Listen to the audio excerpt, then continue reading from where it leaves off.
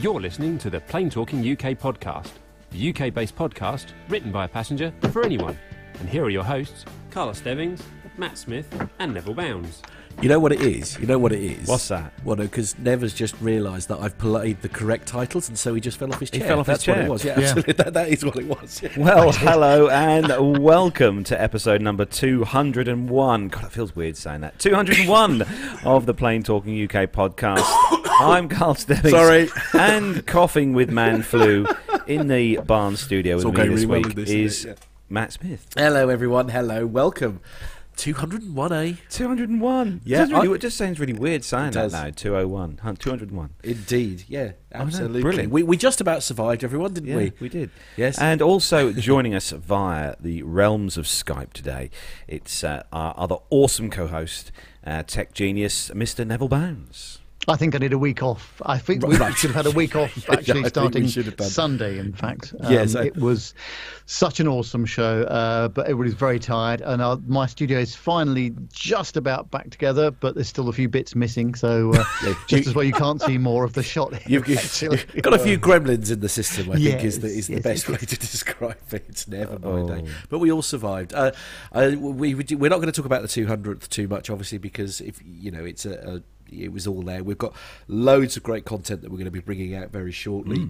Not least of all, if you weren't watching live, there was an amazing little bit that Captain Nick did where the pros had a go in the simulator. Oh, that was so good. I cannot wait for that to be. When are you going to release that, Matt? Are you going to? I haven't decided yet. You haven't decided yet? No, I haven't. Myself and Nev are going to have some kind of meeting at some point, and we'll decide. For those of you who didn't get a chance to catch the live show, that was probably the event of the event was to see Captain Nick and Captain Al and Captain Jeff flying the sim. I'll tell you one thing Mum actually said that was fascinating about the whole thing. The commentary?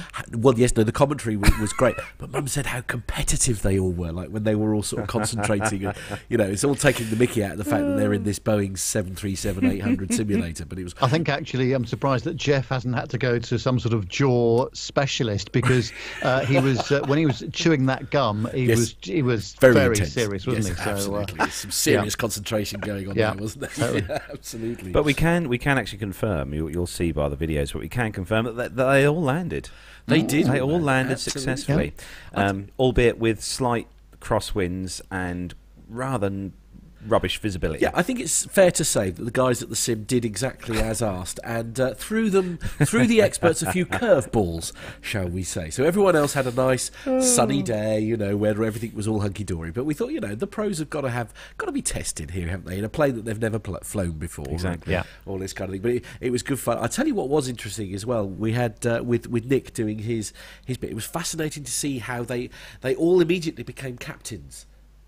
Like in the way that they were talking to each other and all. It was literally, Nick especially, and it was like a reflex, going through the flight checks and things as you were coming into land. It was just like a reflex. I tell you what, I felt so safe listening to all that. But anyway, that's stuff for you to look forward to later on in the year. But it's such a real highlight. So it is the 28th of January, and it's just coming up to 2:10 in the afternoon here in the UK. Loads of people in the chat room joining us this afternoon. As always, Dave Abbey, we've got Philip Davis, Graham Haley, Liz Piper, Richard King is also in the chat room. We've got Neville Bounds, Airshow World very good. Is also in the chat room. I'm just moving up the list here in case I've missed any. I don't think I've missed anyone out, but we thought we'd do a Sunday show this week because we were all a bit busy Friday, and and the afternoon shows tend to sort of help out our American listeners with time differences and stuff. So good to see everyone who's joined us in the chat room. Indeed, yeah. So before we launch off into things, we're just going to very quickly cover the fact that my mum wanted me to say thank you very much to the absolutely amazing Jenny in Rome, because as everybody who was watching knows, my mum did the buffet, but Jenny bought some amazing bits and pieces all the way from Rome that were for my mum, which she was very grateful. I was hoping to get her on and talk to her, but the technology's let me down. But Skype let you down. Yeah, she was really, really quite touched. As indeed was I. We all had some amazing little gifts, didn't we? We did, didn't we? Nev, that I think when did you have your reindeer? I must admit, I didn't have mine till last night. Well, I've just had a little bit of a slice of it yesterday. I've got 3 or 4 left. Mrs. Nev wasn't too sure about it. Right. But, you know, as I said to her the other day when we were at Edinburgh Zoo, we should have just, you know, carved off a bit of something and sent it to Andreas.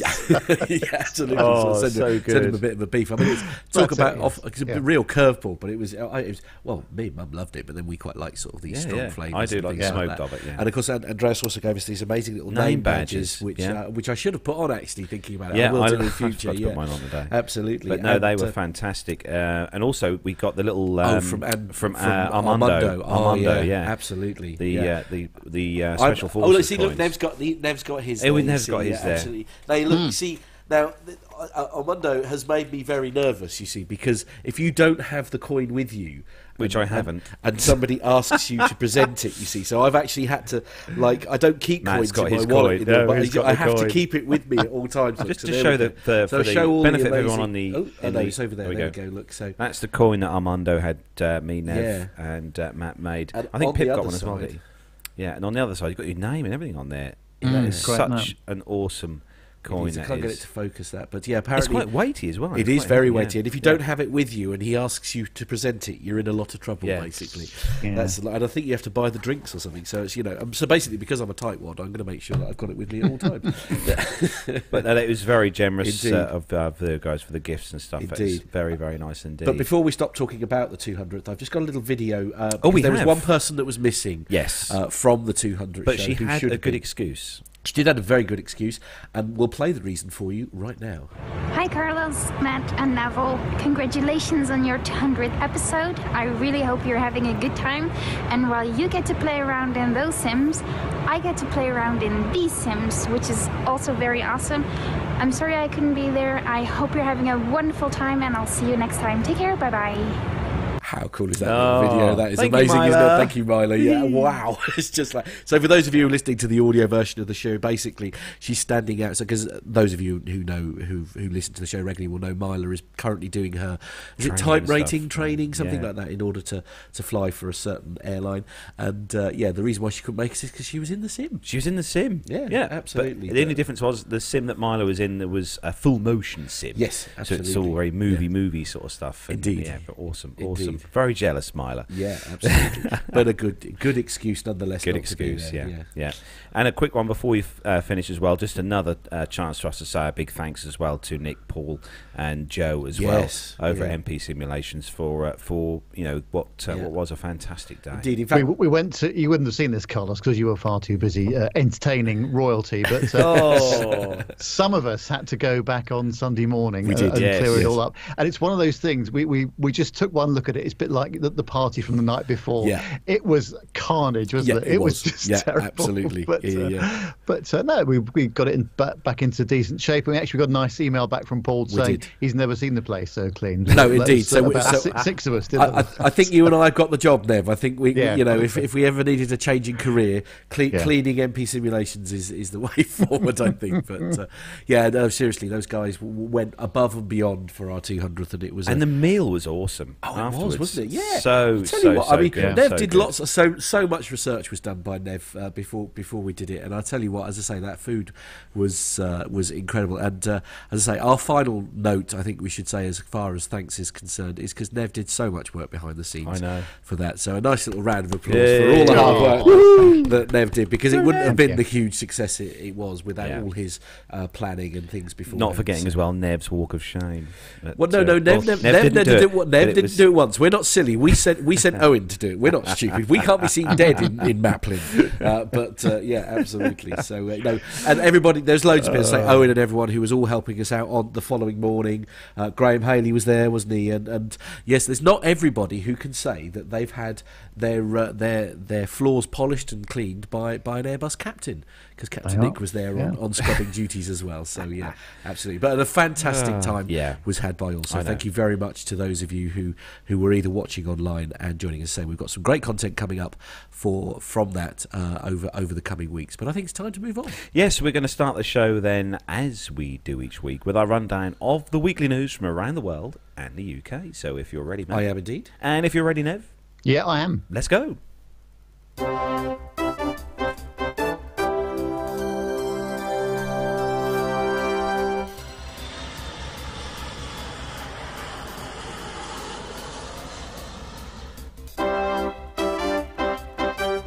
So, kicking off this week's first news story then. This one is on the Guardian.com website. Very posh paper. Very posh. And the headline, and Matt's going to put some pictures up on the screen while I read this. The headline is Passenger's £900 case. Yes, I did say £900 suitcase damaged, but airline refuses compensation. So a small London design company is facing a £900 bill after BA's sister airline Vueling trashed their salesman's expensive metal suitcase and then refused to reimburse the firm unless they took it to a shoe repair centre more than 2 hours from their office. I'm sorry, what? Exactly. The Montreal Convention says airlines must compensate passengers if their luggage is damaged or lost up to the value of about £1,150. However, Vueling has been telling customers the maximum it will pay out is €50 or £43. Right. Circle Line Design, based in Dalston, has been battling with the Spanish carrier, which along with BA is part of the International Airlines Group, or IAG. Its salesman booked a BA flight from Milan to Barcelona, only to find that despite booking on the BA website, he was travelling with budget airline Vueling. Oh, poor him. That inconvenience was nothing to what he found when he arrived and retrieved his metal £900 Rimowa suitcase containing silk samples from the luggage return carousel. Its locks had been destroyed, it had been punctured, and according to a company spokeswoman, it looked like someone had taken an axe to it. The airline has refused to refund him or the firm, and it insisted they would take the suitcase to a shoe repair service in Northwood, Middlesex, even though Vueling staff examined it at the time in Spain. There is no mention of this requirement in Vueling's terms and conditions. They rang the repair firm, who told them that they had to bring the bag in, and no matter the condition of the bag, it cannot be repaired. Vueling, the company itself, will give a maximum of €50, and that's their policy. So, I mean, it's quite an it's quite an industrial expensive case. Well, I was thinking it's quite an industrial looking case as well. Those of you, so as I say, apologies if you are listening to the audio version of the show. It's at theguardian.com, and if you search for passenger case damaged, you will find these particular photos. I mean, this thing looks like it's been run over by a truck. I don't really quite get. I don't get it. It looks like the suitcase was like against a wall, and the truck kind of ran into the suitcase. Do you think that hole has been punched by like a forklift or something? I also noticed that a bit further down in the article they said if your baggage is damaged, you can report it upon arrival at the airport, where you should receive a property irregularity report. How polite is that? A property irregular. Oh dear. It does say on the story that your rights as a passenger. Right. It says if your bag is merely delayed, most airlines will reimburse you for the bare essentials, such as toiletries, underwear, and laundry costs. If your bag is delayed on your return home, you can probably forget it. Well, yes, there is that. A small part of me is wondering why somebody would spend so much money on a suitcase. Carrying silks. Were the silkworms in there? I don't know. Silk is an expensive product. Well, I suppose it's quite a big-looking suitcase. So if it was all full of silk, then maybe I would imagine it was quite a nice-looking suitcase at one point. Yes, I think it was at some point. But I think it's in better days now. It definitely has. Yeah. So moving on to the next story, Matt, and this one's for you. Yes, as usual, story 2 is a Ryanair story, and a story I'm not overly convinced by, if I've been honest, not helped by the fact it's on the Sunday Express, or in the Sunday Express, I should say, and the headline is Ryanair toilets on new fleet, to be so small passengers can only wash one hand at a time. That's all right, most Ryanair passengers don't wash their hands, have you seen the first sentence of the next paragraph and what it says as well? Oh dear, right, no. Hello. It says, I don't want to steal your thunder, but Ryanair is to launch a new fleet of aircraft, including the Boeing 727 MAX. Oh, no. Excellent. Where's a soundboard when you need one? Yeah, that's... Who writ this story? Cara Godfrey. Wrote. Sorry, don't wrote. you start. Sorry, it's my Suffolk accent. I'm going to send Cara Godfrey an email, I think. Yes, I think you should. That's very, very important. 727. I'll tell you what. send your drawings to our email address, podcast@planetalkinguk.com. We want to see what a 727 Max is going to look like. Yeah, I think so. Yeah, any ideas as to what one of those would look like would be great. I don't know. Anyway, carry on, Matt. We'll feature them in next week's story. I like this. Yeah, so Ryanair is to launch a new fleet of aircraft, including the Boeing 727 Max, which I know will be a huge surprise to most aviation geeks that there is such a thing that exists, which will apparently, and this slightly smaller sounding aircraft will apparently allow more passengers and more overhead locker space. This comes at the price of the bathrooms, as the Boeing aircraft have been deemed too small for passengers to wash their hands in a apparently made up aircraft. So Ryanair, see, later on they've got it right. Ryanair is to launch a new fleet of planes which includes the Boeing 737 Max. New fleet of planes which includes the Boeing 737 Max. Have I missed a story where they're doing something other than the Boeing 737 Max? Anyway, having been announced last year, the new designs offer quieter planes, which are much more efficient. Boeing has received over 4,000 orders for the new aircraft, which they've had 4,000 orders for the new Boeing 737 Max 200. None at this current stage for the 727 Max. Passengers have been experienced who have experienced the Boeing 737 Max not in Europe on airlines such as American Airlines and Air Canada have noticed one flaw with the planes, however, which is that the bathrooms are much smaller than usual. Flight attendants at American Airlines first reported the problem to the LA Times. They complained that there is now only room to wash one hand at a time, as well as causing the problem of water splashing out. That lovely image as you leave the toilet where you look like you've wet yourself. Anyway, this was echoed by an Air Canada passenger who took to Twitter to air their grievances around the smaller basins. It's not the only problem. The back of the plane has also suffered from size issues, as that has meant that when the two doors to the toilets are open, cabin crew members are unable to pass through the cabin. Right, okay. So, I mean, I'm looking at a picture. Let me just see if I can just pop the. Sorry, it's a bit difficult when I'm doing it. So we're popping these pictures. That doesn't scream at me that it's a particularly. Is that not the new? That's not the new one. I had the chance when I was at Dubai to try the lavatory facilities on board Fly Dubai 737 Max that they had on display there. Okay. And I will say that in the story's defence that the sinks on the Max are not very deep.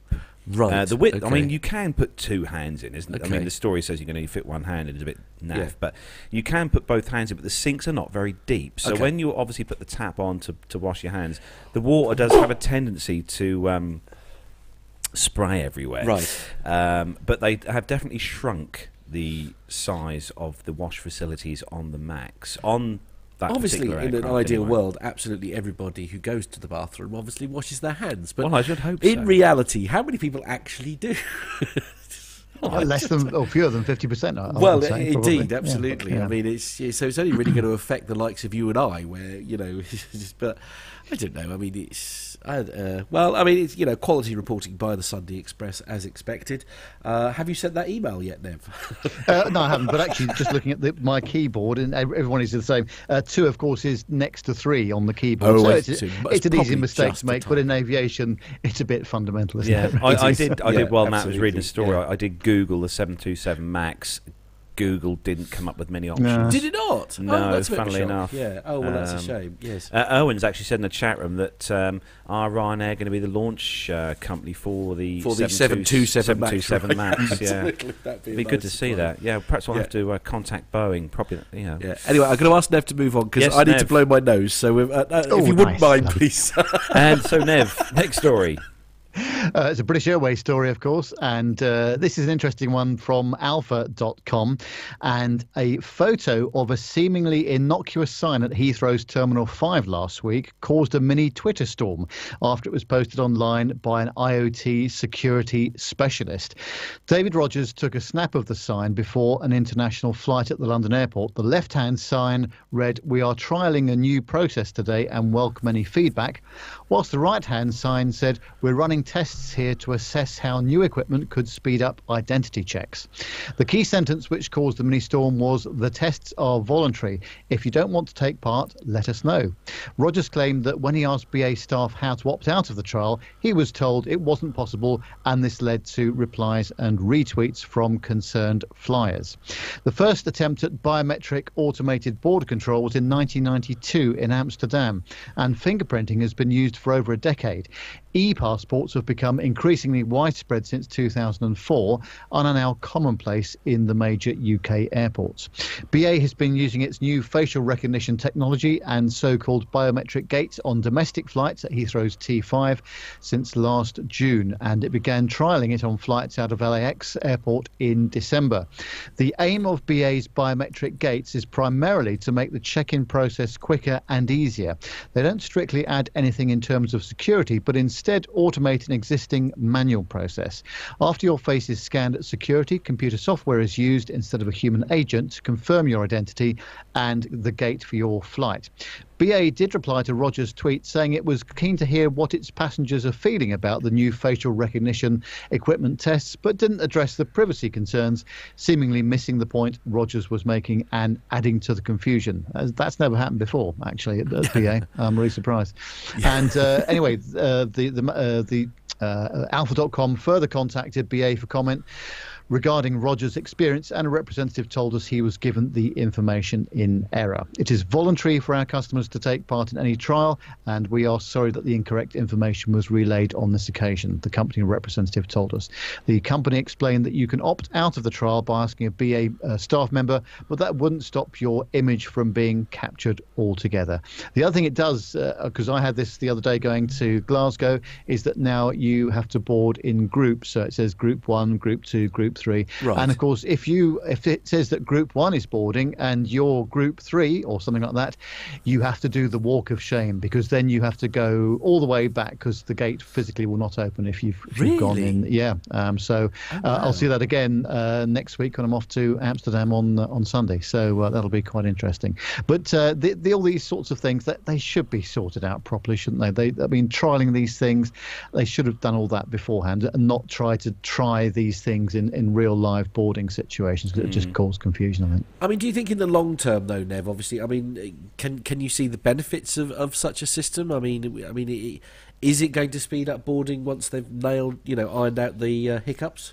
I think it depends what airport and what airline you're flying with. Some are really efficient and really effective, and other people just seem to take ages to board a flight with all the boarding cards checking and all the rest of it. So, and the other thing is, of course, now we're all using the stuff on our tablets and smartphones, of course, and you get to the gate and your battery's gone dead in your smartphone, or this sort of stuff's going on now. So that's even a bigger problem, isn't it? That is true. I think people are worried as well when they see stuff like this, that, secrecy, or not secrecy, but like privacy and stuff like that, when they're seeing, that they might have their faces, pictures taken and all that sort of stuff. Some people get a bit kind of worried about things like that. Sure. Yeah, absolutely. But, obviously, it's all security based. It's all, it's got to be done for security reasons. Yeah, I think we're living in this world now, aren't we? But there's so much CCTV everywhere. We don't know what happens to that data. No, we don't know how long people keep it for. But of course, in the long run, it has actually been effective in tracking down miscreants and people that shouldn't be doing what they're doing. Yes, so, of course, so it is inconvenient, and obviously our privacy is compromised, I would say. But this is the world we live in today, unfortunately. It is. Just got to get used to it, basically. Yeah. So the next story is on the Reuters.com website, and Qatar, you know the thing. Qatar Airways first Airbus A350-1000 to be delivered February the 15th to the 20th. Doha, this is in Doha. The Airbus are going to deliver the first ever A350-1000 jet to an airline to Qatar between February the 15th and the 20th, the carrier's chief executive said on Saturday. Delivery of Europe's largest twin-engine passenger jet to launch customer Qatar Airways had been delayed from late last year to sometime next month due to issues with installing business class seats. He says that we're progressing very well to receive our aircraft somewhere between the 15th and the 20th of February. Qatar Airways chief executive Akbar Al Baker told reporters in Doha. Qatar Airways has ordered 37 of the A350-1000s, and the Middle Eastern airline is known to be a demanding customer when reviewing aircraft for quality defects before delivery. Qatar Airways has in the past refused to take delivery of aircraft over what it said were quality issues, and has also cancelled some deliveries. Airbus looks forward to delivering the world's first A350-1000 to Qatar Airways in the coming weeks, Airbus Chief Operating Officer Fabrice Breguet said in a press release issued by the airline. The complex seat configuration of Qatar Airways Q Suite business class, which features seats that face each other and lie flat double beds, had delayed the delivery of the A350-1000 until February, Baker said on Monday, without detailing a specific date. The A350-1000 will be the first Airbus jet to feature the Q Suite, which was unveiled last year and has been installed on Qatar Airways Boeing 777 jets, Baker said.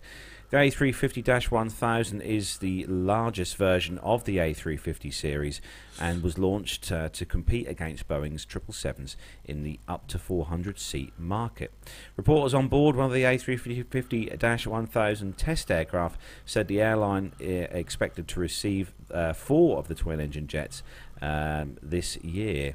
Qatar Airways plans to initially fly its first A350-1000 on long-haul routes before adding it to the ultra-long-haul routes in a few months' time, in case of any potential technical issues with the new jet. Baker said the airline hopes to take delivery of its first Boeing 777X by the first half of 2020. The airline has ordered 60 of Boeing's 777X jets, according to data on Boeing's website. So, I tell you, it's being picky. I suppose when you're spending millions and billions of pounds or dollars on new jets, I suppose it pays to be fairly picky when it comes to. Most people, when you buy a new car, you will kind of give it a glance over to make sure. I would hope so. Okay. Yes, absolutely. But hopefully by a qualified mechanic. But that must be a good job to have within an airline, to be the quality control person.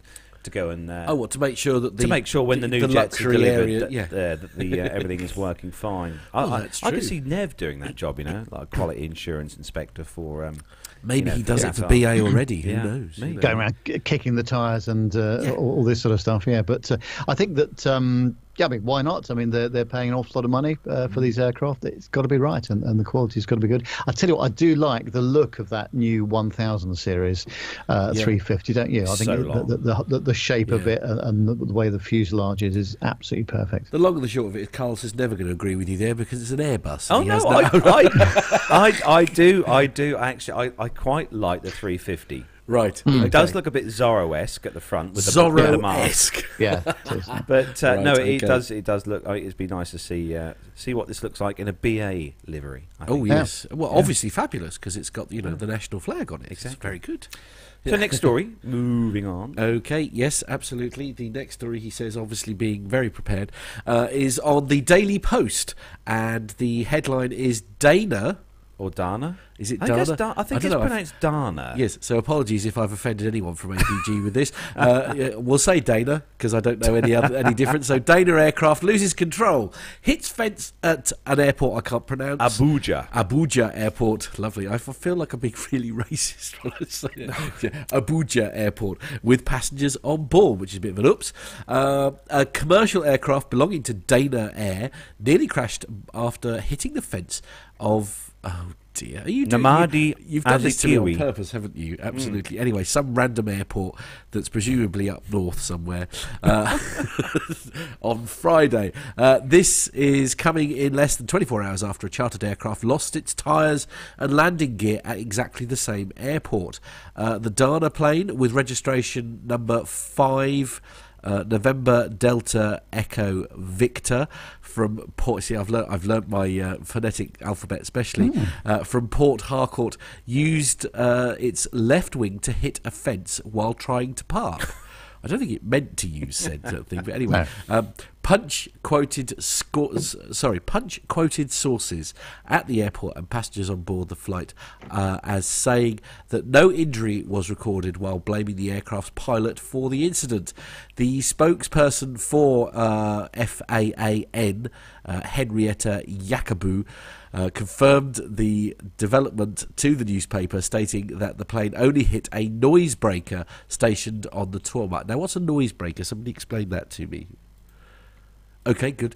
She said there are these things we put on the airside that we call noise breakers. Oh, it explains. Sorry, that we call noise breakers. If you look at them at an airport, they're kind of a fence kind of design that's put up at airports. Right. And they're supposed to dampen down the noise from jet aircraft. They're like a funny, imagine a lot of a set of blinds. Okay, yeah. Specifically made to filter the loud noise. Okay, yes. So as it sort of alludes to here, it says she said that these are things that we put on the airside that we call noise breakers to stop noise and exhaust from getting to people. It's not really a fence, but they are there just to act like pillars to reduce noise and fumes from exhaust pipes, and the plane just scraped it as it continued on its way. There is nothing to worry about in regard to the incident. It didn't affect the flight. The plane continued and it parked. It was the wing that scraped the noise breaker, and the plane continued until it was parked. This is officially one of the worst stories I've ever read as far as its grammar and everything is all concerned.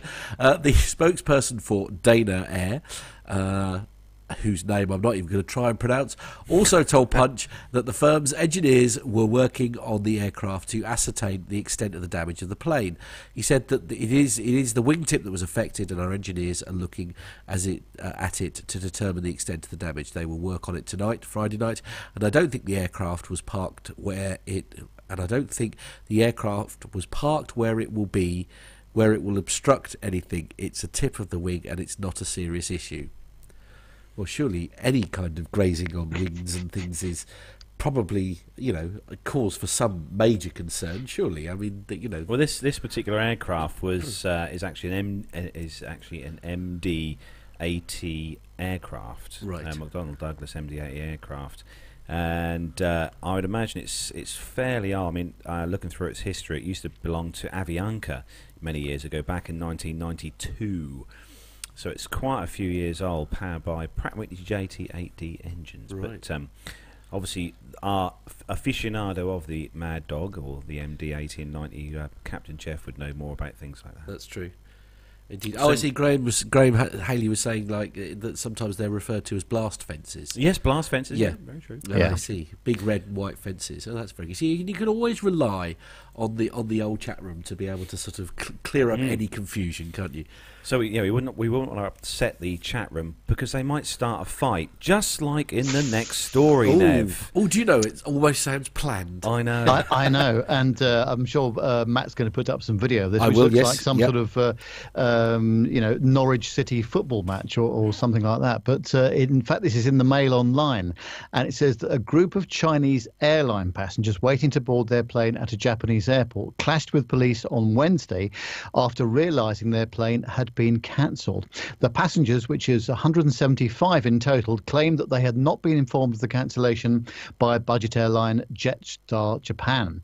It was later revealed that the announcement was only made in Japanese, whilst the majority of the passengers on the plane bound for Shanghai only spoke Chinese. Well, that's the instant. Just to say, that's sort of the 101, situation there, isn't it? Yeah, it is. The incident occurred when 175 Chinese passengers were expected to board Jetstar Japan's flight number GK35, scheduled to fly to Shanghai at 10:15 p.m. The plane had to be cancelled due to snowy weather in Shanghai, said Jetstar Japan, a Budge airline company, it says. Nice. But actually, I think what I'm going to do, just towards the end of this year, I think we should have a the biggest journalistic fails. And right. This will be amongst them. This will be right up there, will it, Nev? Yes. Yes, a Budge airline company. Right, very good. Yes. 5 Japanese passengers had also been waiting for the flight, but they had left the airport after hearing the cancellation announcement in Japanese. Unaware of the situation, the Chinese passengers reportedly carried on waiting. The Chinese passengers claimed that the airline refused to provide food and overnight accommodation, leaving them stranded at Narita Airport near Tokyo, according to a post on Tokyo New Youth circulating on the Chinese social media.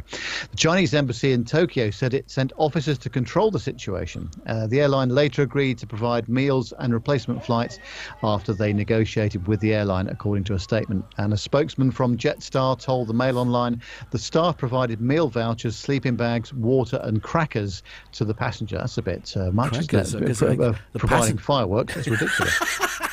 Yes, indeed, absolutely. However, the spokesman did not explain if they were provided before or after the Chinese embassy stepped in. But this is just a massive fail, isn't it? I mean, how difficult can it be, knowing that passengers might be from 2 different nations, to have announcements in both languages? Well, that is true. I just the story just so amusing when I found it online. And, I mean, can you imagine if you kicked off like this every time a Ryanair or EasyJet or any flight in the UK was cancelled? Oh, my flight is cancelled. Fight! Yeah. That's right. It'd be chaos at the airports. I mean, we all get a bit upset when the flight's delayed or cancelled, but, it's normally down to a pretty good reason why. Well, I mean, the only thing that the Vickers, those of you who are watching the YouTube stream will have seen that we were playing the video. If you want to see it for yourself, if you take yourself to the dailymail.co.uk and search for Air Passengers Clash Police Japanese Airport, then you'll be able to find the story. It's where I get all my aviation well, of course, news from, absolutely. Actually. Mail Online? Yes, I'm not at all surprised. It's one of those. It's a bit bizarre because it's the only thing that it doesn't make clear in said video is who started it. That's true. You do wonder if maybe it was overzealous security, which is quite often the case with these things, isn't it? Sort of pushing around people. I mean, that's just an epic fail. Not actually giving the announcement in the language to which the people who were on the aeroplane can understand is there's definitely an issue there somewhere, isn't there? Oh, yes. I didn't know who Jetstar Japan. I mean, Jetstar, I know the airline, but it's actually its hubs in Narita, but it's actually a relatively new airline. Jetstar was founded in 2011, commenced operations 2012. Has 21 aircraft in the fleet and flies to 14 destinations. But headquarters in Narita, Japan. Oh dear, Liz says in the chat room there, do guys wearing budgie smugglers fly on budget airlines? Anyway, there we go. Interesting. Well, I found that quite amusing. Sorry, just me. Moving on to the next story, and this one is quite a warm story if you're living in a cool part of the world. What, the UK? Yeah, the UK. Yeah, okay. But it's quite interesting. This one, I found this one as on one of the websites, and I thought it was quite interesting. Right. And could save much money for airports and runways and stuff. Can I have that in writing? So this is on the today.com website, and the headline: Could heated airport runways melt away your winter travel headaches? Ooh. So there has been thousands of flight delays and cancellations due to winter weather this year and the end of last year, and we're only in January. Not only that, snow and ice at airports can send planes skidding off slippery runways. What if there was something that could fix all that? So at Des Moines International Airport in Iowa, today, National Investigative Correspondent Jeff Rosen got a look at the new technology in action of heated runways and tarmac. So they have new stainless steel electrodes embedded within concrete, he says, and they connect it to power, turn electricity on, which generates heat and melts the snow and ice away on the taxiways and runways. When Rosen tossed snow onto a slab of prototype heated runway, it melted into water within seconds. A thermal gun showed the heated pavement or concrete had a temperature of 62 degrees Fahrenheit, and in contrast to the 22 degrees Fahrenheit on the unheated pavement nearby. To put technology to a bigger test, snow was hauled from Sleepy Hollow Sports Park and spread across the heated slabs. Instantly the snow started to melt, taking less than 10 minutes to turn to water. The research team estimated the technology would cost about $200 million to install in the most congested of areas of an average-sized airport. But over time, they added it could save airlines and airports and passengers up to $273 million. Ceylan said the heated concrete could also be used on sidewalks, bridges, parking lots, and even highways to prevent winter accidents. Now, I think this is a really good idea. It is. Yeah, I mean, for those of us who have heated windscreens in our vehicles or cars or rear screens, I mean, some cars here in the UK, manufacturers have heated front windscreens. Yeah, Fords mainly, isn't it? Yeah, absolutely. Is the Banana got a heated front windscreen, just out of interest? It has, yeah, and more importantly, it's got a heated steering wheel as well. Oh, has it? Oh, of course. Well, but the Banana is superpowered at the end of the day, so that doesn't surprise me. But what an awesome idea! You've got snow build up on your taxiways and runways. Flick a switch. There we go. 10 minutes later, you've got clear runways. Sort of nice, clean, imagine all the equipment it would save having to send out the snow. I mean, it sounds like £200 million per airport. Obviously, I mean, that's a lot of money. That's not a small. It's not something you find down the back of the sofa. I don't think even Richard Branson would find those kind of figures down the back of the sofa. But as you say, if you compare that with the amount of delays that are caused by the fact that a runway is completely iced up. I mean, actually, even if you had very, very heavy snow but you left it on, I mean, it would sort of, all right, it might take it sort of 20, it's going to be faster than even trying to scrape all the snow off, isn't it? I mean, I think it would pay for itself in no time, Graham Haley's just pointed out quite a good fact, or point actually there. Graham said that 10 minutes later you probably have flooded runways. Well, I'd hope that they've got some sort of drainage on the runways. Yeah, mind you, as he says though, I suppose the trouble is although the runway itself is heated and therefore the water, the drains that it's all running into may not necessarily be unfrozen. It depends on, I don't know. I mean, but again, I guess that's something you would have to look into in the long run. But what are your thoughts on this, Nev? Great idea. I think it will be a huge benefit, and there's obviously some installation cost and there's some running cost of it, but actually the delays that will be avoided will be fantastic. So I think it's a really good idea, and I think there'll be some certainly I would think we might be seeing this in the Scandinavian countries at some point, and certainly places like Minneapolis in the US and Chicago and places that and obviously Canada as well that really do get the snow and ice. So be interesting to see what happens. And of course, I know we don't like to mention that word football, do we, Carlos? I'm so sorry. But of course, football stadiums have had like heated pitches for a very long time, and of course it has more or less made it so that snow isn't a problem. Not so much here, obviously, because we don't get snow, we get snow, as Carlos always says. But it's one of those. I mean, it's clearly the way forward. I mean, it's so pay for itself really quickly when you think because I mean, £200 million sounds like a lot of money, but I dare say these delays mount up really quickly. Yeah, especially as you say, like in Canada and the States where you do get a lot of snow. But whether you could then generate enough to anyway, it's Mariana's asked in the chat room, Nev, why you don't own a Ford Mustang. Oh. Yeah, well, if you're going to buy a Ford Mustang, you've got to have the 5-litre V8 one, haven't you? Really, you can't muck about with this 2.3 business. But of course, the price of gas here is just horrific. It's equivalent of about $8 a gallon compared to the US. Right, so yes, I couldn't really use that as a daily driver. I don't think. I must. You were looking at one. Wasn't there one at Seething? I think that you were sniffing at somewhere. We were.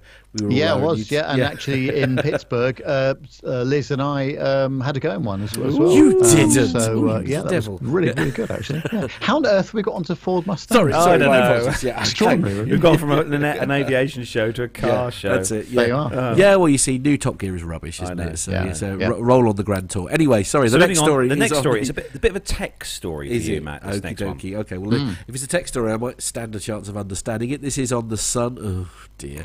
Right. So the Sun newspaper. Brace yourself, everyone. Happy days is the headline. You'll see what they did there. You'll soon be able to check the length of airport security queues before leaving home. Now, that is an interesting thing. There's nothing worse than getting stuck in airport security queue for hours and hours on end. I do hope they have this running before this coming Friday. That would be handy. There's a pint with your name on it at the terminals, Weatherspoons, but all you're doing is inching along behind the mile-long queue of grumpy holidaymakers. But now there's an app that can let you plan the amount of time needed to get through the airport comfortably. TripIt lets people check the size of the queues at security before they've even got to the airport, reports Travel and Leisure. The new addition to the travel app monitors airport security queues in real time by using sensors to track travellers' movements in the queues. It will let you know how long it takes for you to get to your gate down to the minute, not factoring in any stops at the bar along the way, of course. The app will also let you know which queues are fastest when you get to security. Jen Moyles from TripIt said wasted time at the airport really adds up, especially for frequent travellers. The latest addition to TripIt Pro brings us one step closer to our goal of getting you out of the door and to your gate as fast as possible. At present, the app can only tell you about waits at a handful of US airports, such as Orlando International and Denver International, but there are plans to roll it out across more locations in the future. There is a subscription fee of $49 a year, that's £34 in sterling, which will be worth it if you're a frequent flyer. Sun Online previously revealed that expert travellers have let slip how choosing the correct queue ahead of your flight can make a massive difference during peak times. The stress of air travel often means that we have to try and rush through security checks without paying much attention, but this could actually cause travellers to get stuck in slower queues. But apparently we subconsciously pick which side to line up on depending on our dominant hand, so queues are often less busy on the left. The travel expert also explained that some airports have an extra security line for spillover passengers located to the side of the main queues, and it rarely gets busy. Another user of frequent traveller provided a cunning hack to prevent travellers from waiting too long for their luggage when they arrive at their destination.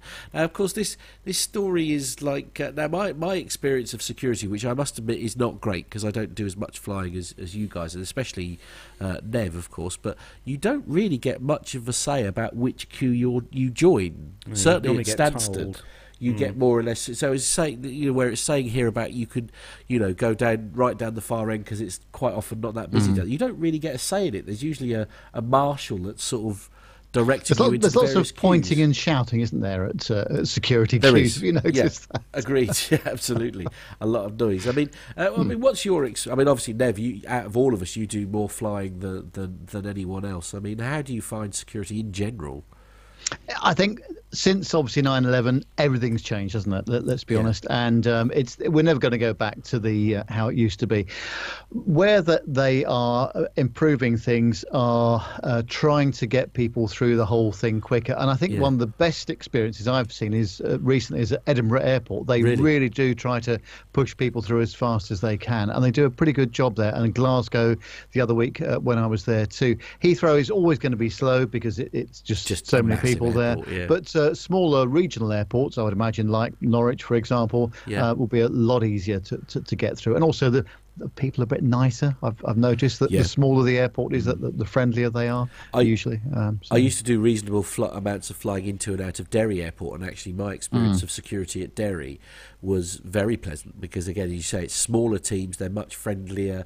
They're still doing. They're probably in some respects they're being more stringent because Derry is the only place where I've ever had my bag swabbed. Where they've sort of gone through it and all that kind of thing. So actually, but I suppose we're all quite well behaved as far as security is concerned, and I think I speak for all three of us, and certainly everybody in the chat room here, where I would not leave it till the last minute to get through security. So if the first thing you do is make sure that you're going through the security gates 2 hours before your flight is due, then by sheer definition you've got plenty of time to get through, haven't you? Most people get to airports with plenty of time to spare. I mean, if the app is going to show you the size of the queues, I suppose it's handy. You can plan. But that'd be no good to you or I here, where you're 2 and 3, an hour and 3/4 away from, say, Stansted. 3 years away from the nearest airport. Yeah, absolutely. So, because that could have very much gone up by the time you leave here, and suddenly you haven't got enough time to get through. But have you had any nightmare stories, Nev, as far as going through security? Because you've done some sort of worldwide travel as well, haven't you? Yeah, I think that, well, basically the thing is just to behave yourself. Don't try and enter into any sort of jokey discussion with people like that, because you're just going to be slow. The only thing I did have, may have mentioned this before on the show, that one year I was flying back from Gothenburg to Heathrow on SAS, or actually, it was British Airways, actually. Yeah, it was British BA. And they said, we've overbooked the flight. Would you like to take, I think it was about £400 or €500 in cash to take the next flight, which will go via Manchester, so you'll get back home about 2 hours later. I thought, well, that'd be quite handy, wouldn't it? But so having agreed to do that, I said, yeah, just go downstairs and we'll get you a new ticket. So I did that.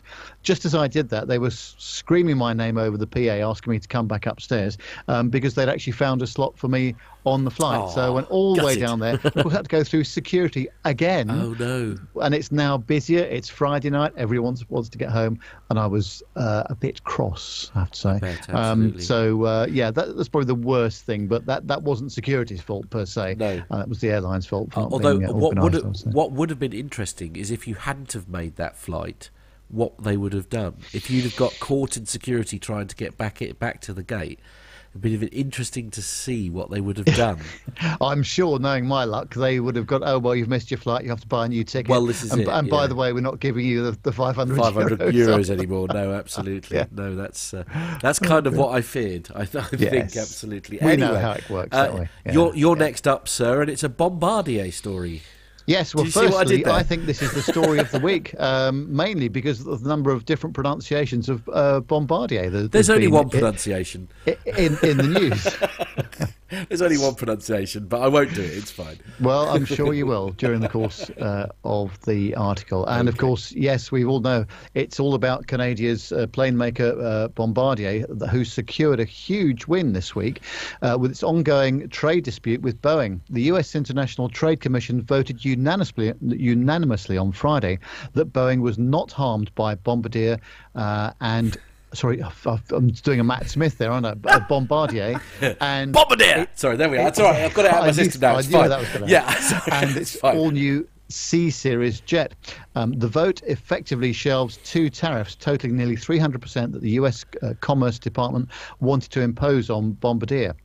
Boeing, the American aerospace giant, claims Canada's Bombardier unfairly benefited from government bailout subsidies. Boeing said that those funds allow Bombardier to sell its new C-Series airlines to Delta Airlines at absurdly low prices in violation of U.S. trade rules. Delta in 2016 ordered up to 125 of the 110-seat C-Series jets. Deliveries were expected to begin in spring 2018, but those plans are in question pending the outcome of the case. Whilst Boeing's claim of harm comes as the Trump's administration strikes an aggressive posture on trade, the ITC appointees were all chosen by either Presidents Barack Obama or George W. Bush. Boeing, in a statement, said it was disappointed that the International Trade Commission did not recognize the harm that Boeing had suffered from the billions of dollars in illegal government subsidies that the Department of Commerce found Bombardier received and used to dump aircraft in the U.S. single-aisle aeroplane market. Whilst we disagree with the ITC's conclusion today, we will review the Commission's more detailed opinions as they are released in the coming days, it said. Boeing can appeal the case to either the Court of International Trade, which is part of the US federal court system, or to a review panel organised under the NAFTA. Bombardier shares jumped more than 15% after the ruling, and the trade case, which was filed in April, has reshaped the commercial aerospace landscape. Just to recap then, the dispute forced Bombardier into the arms of Boeing's chief rival Airbus, and Bombardier and the European aerospace giant announced plans in October to give 50.01% of control to the C-Series program to Airbus as part of the strategic tie-up. The chief executives of Bombardier and Airbus were meeting Friday in Montreal to discuss the integration of the two plane makers. So I think this is an absolutely landmark story this week between the US government and Bombardier, and therefore all the jobs in Canada and also in Northern Ireland in particular, where the wings are made there. So absolutely enormous news. And I think, without being political about it, I think this has been a sensible outcome. Really, don't you? I think it's gone on. It's sort of done its term now, Nev. Yeah. This whole sort of situation and stuff between the big plane makers. So I mean, I'm a little bit out of the loop on this story. So I don't. I mean, is it this whole? He says trying not to get himself into trouble when he mentions the word Trump. But is this one of these sort of like trying to protect American interests? Essentially, is that what this?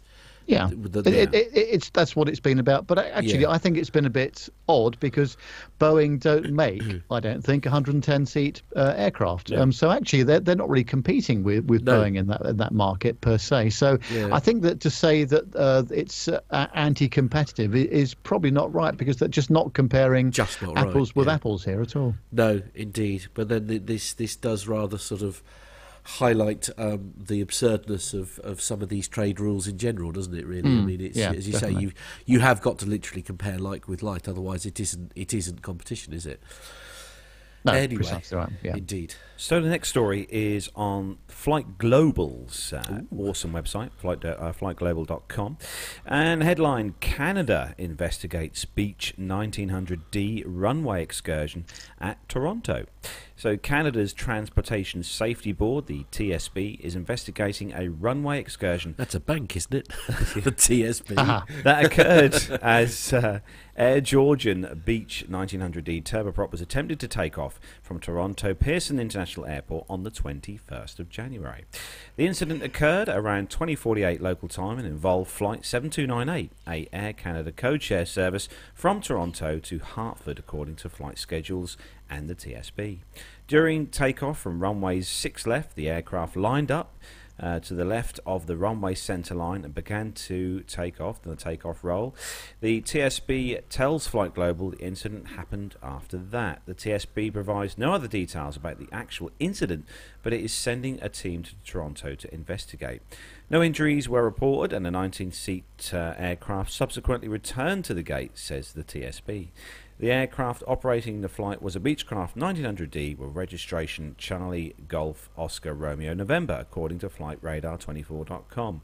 Air Georgian says the flight was preparing to take off Sunday evening when one of its tyres crossed off the main runway onto an adjoining taxiway. The takeoff was halted, and after a safety inspection, the aircraft was returned to the terminal. The cause is under investigation by the TSB, so no additional details are available, the airline adds. Neither Air Canada nor the Toronto Pearson International Airport responded immediately to requests for more information. So, obviously, runway excursions are not uncommon. They do happen.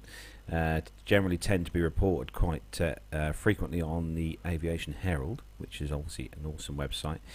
And it's I think this is one of those things that happens, Nev, and obviously this didn't have any bad outcome, but obviously everything has to be investigated by the relevant people, either the NTSB.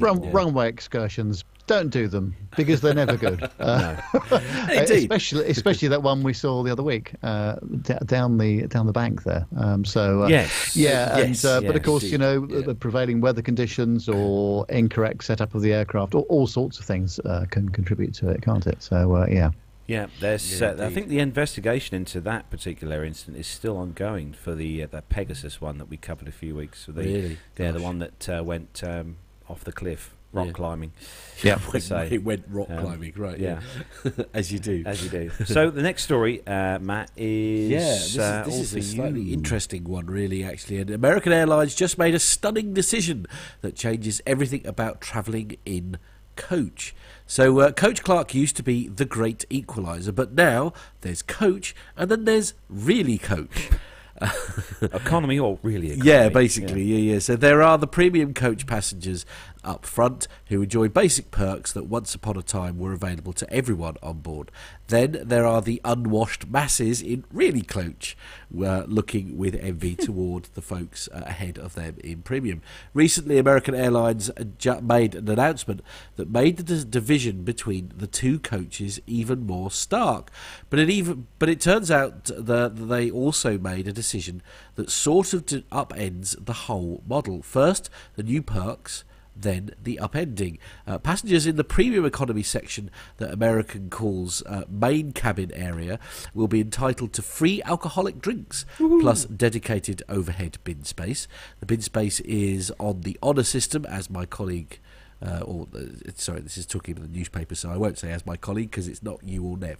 But meanwhile, the upending also has to do with the honour system, because American says that when passengers from Really Coach spot empty seats in the main cabin area and rush to grab them, they won't be stopped. Instead, they'll be allowed to settle in the roomier seats and enjoy the free booze and the baggage space, even though they didn't pay for any of it. This isn't really a matter of turning a blind eye either. In fact, Americans specifically says passengers are allowed to improve their station in life by moving up the main cabin extra, aka MCE, at least according to a copy of the guidance it issued to its flight crews, which was obtained by view from the wing. So the article that they're talking about, outside of complimentary beer, wines and spirits, what does MCE include?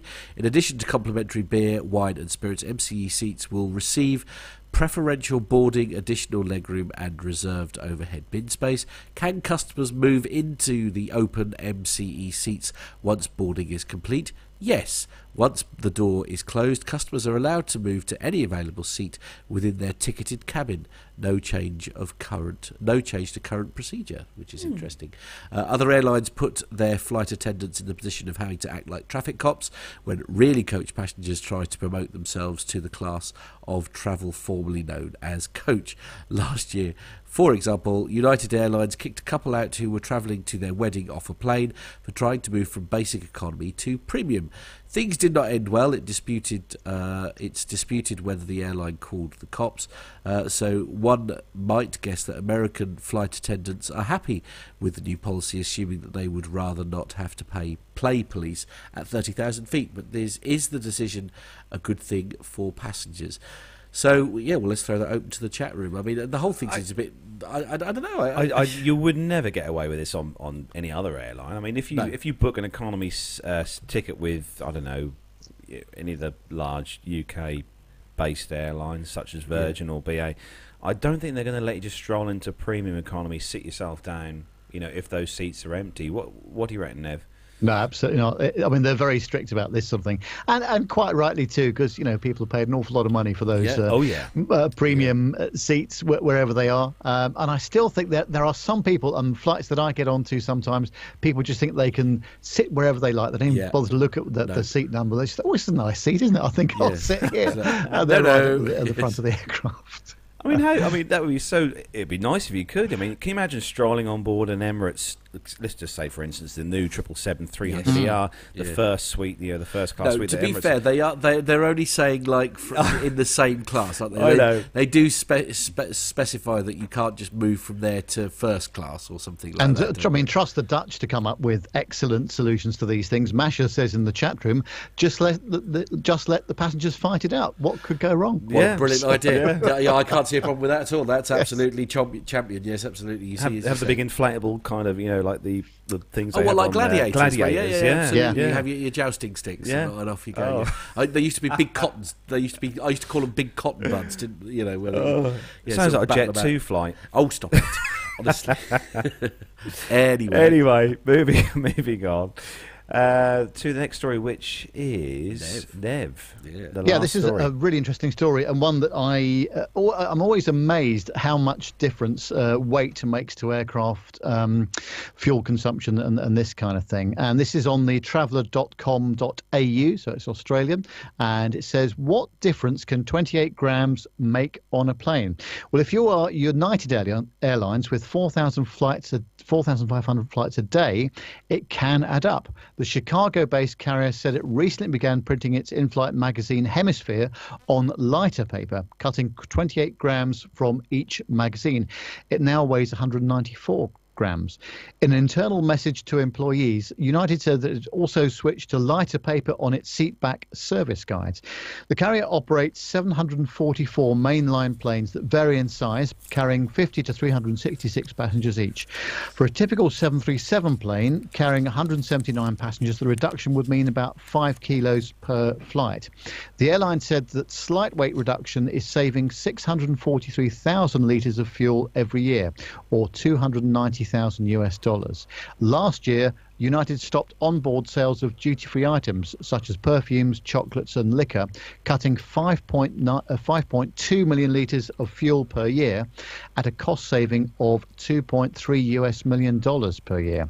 The airline began introducing more fuel-efficient Boeing 787 Dreamliners to its fleet in 2014, and the airline now has ordered a total of 49 Dreamliners and has received 31 so far. The Dreamliner, the first commercial aircraft to be made from carbon fibre rather than aluminium, offers fuel savings of 20% compared to previous aircraft, according to Boeing.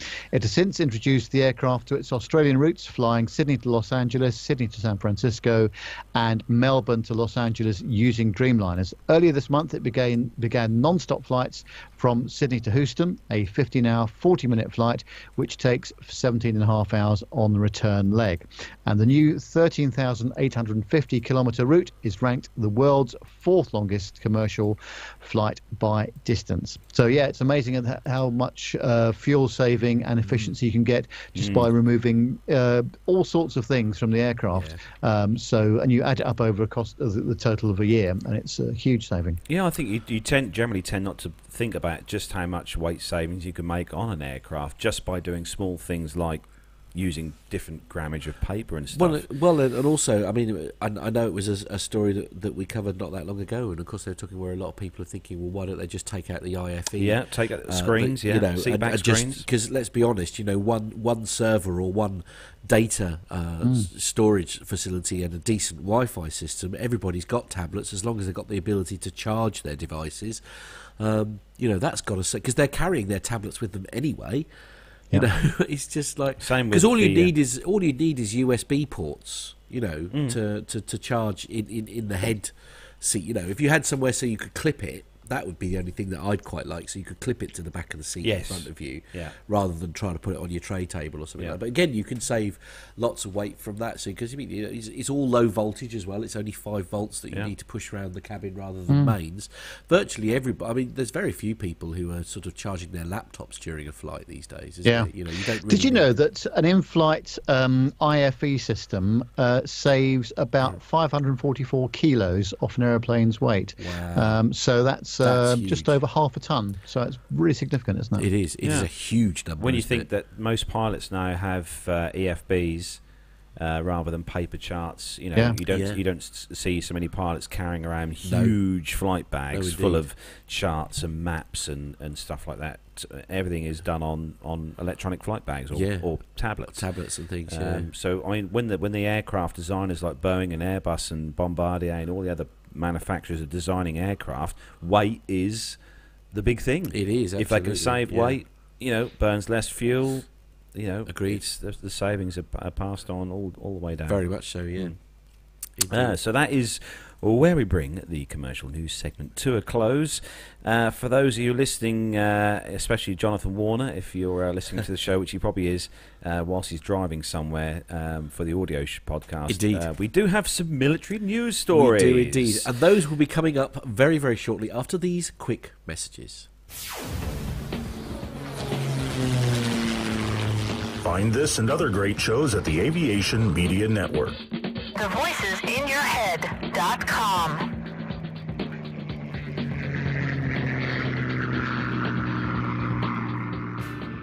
The Plain Talking UK podcast is a voluntary project that aims to keep you informed with the latest aviation-related stories from newswires across the globe. Producing our content does cost money though. If you enjoy our show, why not help us keep on the air by making a donation towards the server and website hosting fees through PayPal. Any contributions would be greatly appreciated. Are you an Amazon user? If so, why not do your shopping through the link on our website? There's no cost to yourself, and Amazon pay us a small referral fee on qualifying purchases. To find out more about the show and to meet the team, take yourself to our website www.plaintalkinguk.com, or find us on Facebook at facebook.com/plaintalkinguk, on Twitter via @plaintalkinguk, or get in touch via email on podcast@plaintalkinguk.com. Thanks for listening. Flybe 5823, Trent Dane for 23R Manchester, Wizz Air 6X, climb flight level 210, direct to Bretlands Park. United 123, maintain 280 knots. London 2TME, turn right onto Bravo, link, 21 join Alpha, hold at Mora, Speedbird 472, LOC/DME, approach runway 27 left, follow the green stand 544. That's enough air traffic control for today, Nat. Bedtime. Have you ever wondered what it would be like to fly a commercial passenger jet? Looked up at the sky and thought, I wish that was me? Well, now anyone has the chance to have a go at flying in a real aircraft simulator. NP Simulations and Flight Experience London, the only official Boeing licensed product of its kind in the UK, offer you the chance to fly anywhere in the world in their fixed-base Boeing 737-800 flight simulator. And that's not all. Ground School London offers many different courses for the up-and-coming pilot looking for a start in aviation. With prices starting at just £109, the sky's the limit. So for the ultimate flight simulator experience, or engaging preparatory courses, including those for schools and colleges, check out the websites at www.london.flightexperience.co.uk and www.groundschoollondon.com, or call on 020 300 40 616. NP Simulations. Fly your dreams.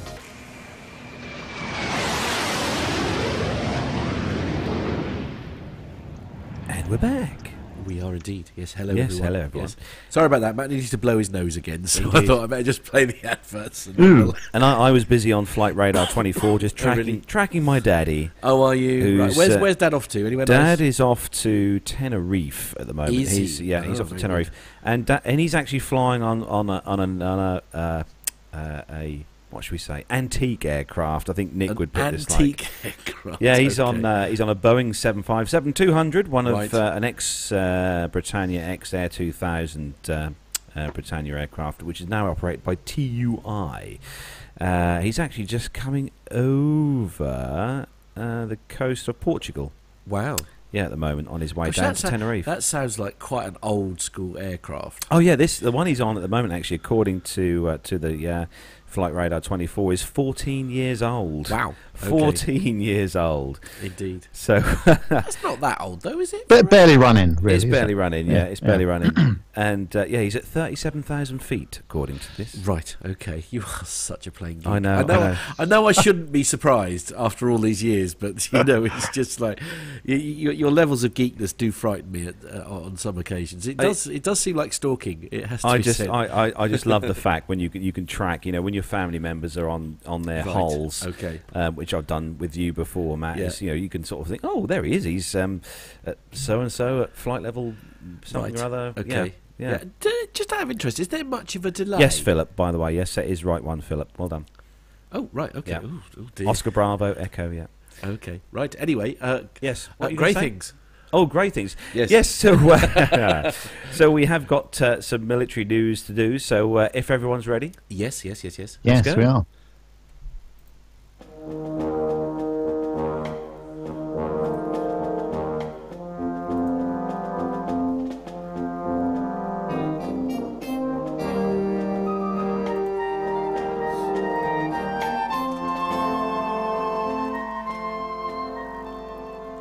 So I can think of several people who literally won't be able to believe that we're actually doing I know. Anyway, there we are. Hello, Mr. Warner. Well done. Anyway, Right. moving on. The first. I still think that was the highlight of the 200 for me, was when he was walking past what we ended up calling the goldfish bowl, wasn't it? Where we were doing the thing, and he was walking past what no military on his bit of holding it up to the thing. Anyway, sorry, yes. So the first story in this segment this week is on the bbcnews.co.uk website.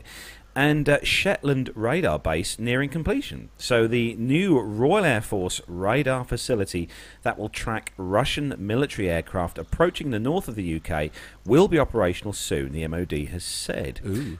The £10 million remote radar head facility is being built at Saxe-Voord on the island of Unst in Shetland. It will provide key information on aircraft movements across the North Sea and feed the Quick Reaction Alert, or QRA, operation. The latest QRA launch last week saw Royal Air Force Typhoons intercept 2 Russian bombers. The Royal Air Force monitored the Russian Blackjack jets as they passed through international airspace before the Typhoons from RAF Lossiemouth escorted them out of the UK's area of interest. The Russian aircraft, which had not responded to air traffic controllers, did not enter UK sovereign airspace. There have been 59 QRA launches in the past 5 years. The MOD said the new radar base would improve Royal Air Force and NATO understanding of the airspace north of Britain and further out across the Norwegian Sea at a time of increased Russian military activity. It will see Unst return to the role it performed during the 1960s and 70s when the site was used as an early warning radar on NATO's northern flank. The facility will be operated remotely by Royal Air Force personnel, with contractors only attending the site for maintenance. It was visited on Friday by Air Chief Marshal Sir Stephen Hillier, the head of the Royal Air Force, who paid tribute to the construction team who've been working at the remote site throughout the winter. He said the radar system at Saxe-Voord is an important part of ensuring that the Royal Air Force can fully protect the UK's airspace and that are NATO's allies in the face of increasing pressure from Russia. Right at the tip of Shetland, Saxe-Voord is a very remote site, so I'm extremely grateful to the team who've been working hard throughout the cold winter with snow and 120-mile-an-hour gales to ensure the construction has remained on schedule. He was speaking at as UK Defence Secretary Gavin Williamson warned in the Daily Telegraph that Russia could cause thousands and thousands and thousands of deaths by crippling UK infrastructure. Mr. Williamson said Moscow was spying on energy supplies, which, if cut, could cause total chaos in the UK, adding that that it was the real threat faced by the country. So it's good news. We've got a little bit of kit up there, way up north, protecting our skies over the north of the UK. Obviously, we have, as the story said, seen some of our friends across the sea there in Russia coming over to see us to give us a little wave from the flight decks, which flirting with our shores. Yes, but it's always good to know that we have got our quick reaction force ready to fly off with the Typhoons to intercept if needed. Yeah. So there's much that worries me about these types of stories, really, and every single time that you get, and it is I'm sorry to say, it does usually seem to be the Russian, sort of. Well, no one else planes. wants to come and see us. Well, there is that. No, I didn't realise that Anglo-Russian relations were so strong that they felt like they needed to visit on such regular basis. Yeah. But there we are. It's all part of the life. Sorry, poor Nev's dying. Poor Nev. You're right. Nev's caught Matt's man flu. Yeah, who'd have thought that was possible through Skype? Through Skype. That must be one of the new. That's what that software update was all about. You see. Oh, I see. It now passes viruses between us. Oh dear. Hopefully not computer ones. No, indeed. Anyway. We'll gloss over that and move on. Yes. Yeah, absolutely. So the next story, this is on the Drive website, and the headline is the USAF still can't get the new AC-130J Ghost Rider's 30mm cannon to work reliably. That's always good news, isn't it? So the US Air Force says that the first of its newest AC-130J Ghost Rider gunships are ready for combat just as soon as they can train enough crews to fly them. A new report from the Pentagon's top testing office says that while that assessment might be technically true, the aircraft's 30mm and 105mm guns continue to suffer from poor accuracy, unreliable ammunition and other significant issues. Earlier in January 2018, the Pentagon's Office of the Director of Operational Test and Evaluation, which oversees that work across the services, released its latest report covering various testing activities during the 2017 fiscal year. This routine review touches on the progress of dozens of different weapons programs, including the AC-130J, highlighting both successes and failures. Although analysis is ongoing, preliminary data from the IOT&E initial operational and test evaluation indicate that the Block 20 AC-130Js will support most elements of the close air support and air interdiction missions. The section of the report of the Ghost Rider notes up front, but some shortfalls remain. One of these is glaring, giving the aircraft's role as a gunship, is that the fire control systems associated with the plane's 30mm GAU-23/A cannon from orbital ATK, the weapon system still has trouble compensating for changes in altitude and how the AC-130J is orientated towards the target as it flies in one of its typical pylon turn attack runs. Now, this is one of the things I won't go on because obviously there's a sort of I have a problem with them making this kind of information public. Yeah, at this stage, why would you want to? We'll use the Russians as an example. Why would we've got a gunship, but it's a bit naff. We've got a gunship, but it's a bit rubbish at the moment. So, I mean, why would this become public knowledge? I mean, I could understand if this was 25 years ago and it's become public knowledge because of a Freedom of Information Act, request or something like that. But why is stuff like this being discussed openly? I don't get it. I mean, for the people obviously listening or watching, most people have seen the Hercules in its kind of military transport role. But if you go onto YouTube and you watch the videos on the AC-130J Ghost Rider, I mean, this is the ones, because it's been in the process or in the production for a little while. It's one heck of a gunship. This thing's got some pretty hefty armament on. There are some really good videos on YouTube of this one in action, in actual proper mission action, and it is a hefty bit of kit, I have to say. I haven't seen one of these up close to hand, but I'm pretty sure Jonathan Warner has probably seen or been close to one of these AC-130Js, the Ghost Rider. But just on the actual subject of that, Jonathan, if you want to buy one of these, you can grab one for about $115 million. Oh, lovely. Oh, yes, I'm sure he'll be writing his checkbook immediately, yes. But, no, I see your point, Matt, though, saying, when you're developing a new piece of equipment, especially something to do with the military, I suppose you kind of keep it under wraps until it's tested, proven, and works. Well, until it's no longer an issue. No. I mean, then by all, unless that is why it's been released, is because actually this was an issue and now it's no longer an issue. It may not be an issue. I don't get it. I just don't quite understand it. Any thoughts, Nev? No, I can offer very little of that, except the bit they do talk about, secret information. This is obviously the press's interpretation again, and that can be inaccurate sometimes, can't it? Oh, Nev, how very dare you? I mean, honestly, I've never heard such nonsense in all my life. So the last story, Nev, this one's for you, and this is good news for anyone who is attending the Royal International Air Tattoo at RAF Fairford this year. I dare say you're going, are you, sir? I possibly may well do. Yes, well, this is on the Wiltshire and Gloucestershire Standard, and Liz will like this story, I think, because it says that official RAF centenary celebrations taking place at this year's Royal International Air Tattoo in the summer have been given an extra boost thanks to one of the UK's closest Commonwealth and NATO allies. The Royal Canadian Air Force, which has already confirmed it was sending a hugely popular CF-18 demo team to the air show at RAF Fairford on July the 13th to the 15th, has announced that an additional 3 aircraft will be crossing the Atlantic to take part. Illustrating the RCAF's capabilities will be a CC-130 Hercules, a CC-177 Globemaster, and a CP-140 Aurora, all of which will be on display at the air show's Static Park. And they're based in Greenwood, Nova Scotia. The CP-140 Aurora from 14 Wing has been used primarily for maritime patrol and anti-submarine warfare since it entered service with the RCAF in the early 1980s. Its endurance and 7,400-kilometre range make it ideal for a variety of missions, including search and rescue and disaster relief. It also provides vital support to other government agencies in combating illegal immigration, illegal fishing, pollution and drug trafficking. Arriving from Canadian Forces Base Trenton, Ontario, the CC-177 Globemaster 3 transports troops, cargo and oversized combat equipment from coast to coast around the world.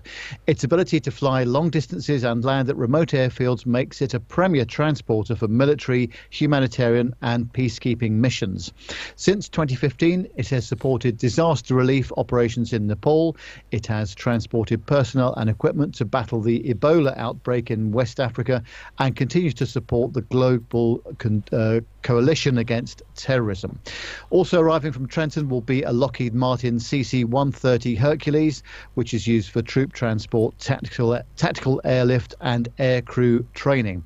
Air Tattoo spokesman Richard Arquati said, from the Battle of Britain to current missions in the Middle East, the Royal Canadian Air Force has operated side by side with the Royal Air Force. Sending 4 aircraft to the Air Tattoo to mark the RAF centenary reaffirms the strong and enduring bond that exists between them.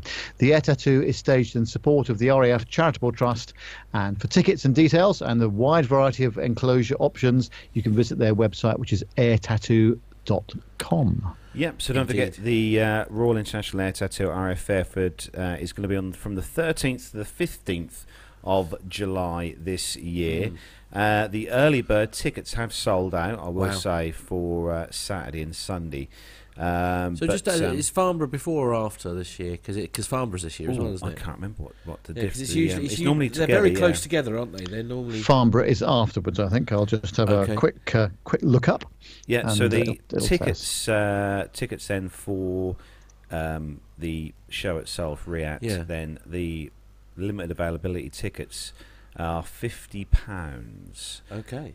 For the 2 days. For 1 day tickets are £50. So that is quite an expensive ticket price, I think, for an air show. Farnborough is 21st and 22nd of July for the public days this year, so it's the week following Riyadh.